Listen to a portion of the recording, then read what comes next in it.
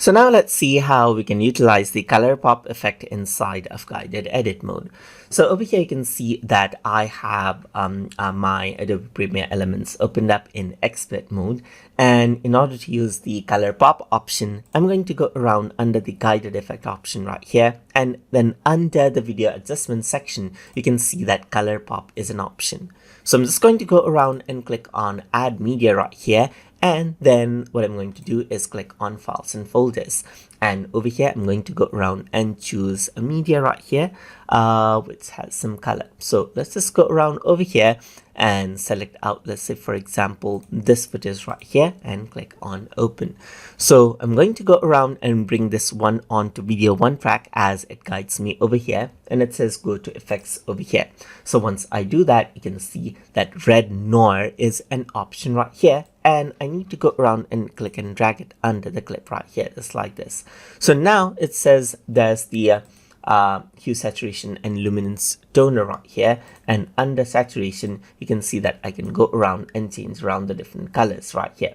So I'm just going to go around over here and change around the green, and you can see that I only have the green effect over here, just like this. Or you can only go around and bring out the blue or certain color right here, as you can see right here, and other colors are hidden out. And as I play this, you can see that only those particular colors show up right here, just like this.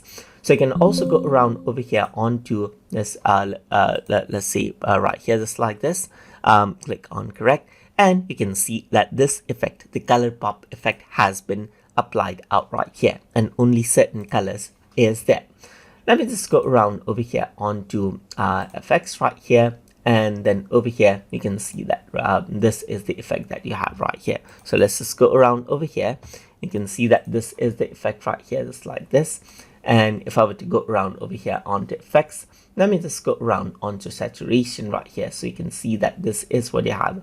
You can go around and change around the level and further adjust it out. And you can also go around over here onto luminance and change around the greens right here, or you can go around onto hue right here and change around the green to make sure that it's some other colors right here by clicking and dragging out the sliders, just like this as well. So that is how you can utilize the color pop effect inside of the guided edit mode of Adobe Premiere Elements. So I hope you guys learned something as always. And as always, please like, comment, share, and subscribe.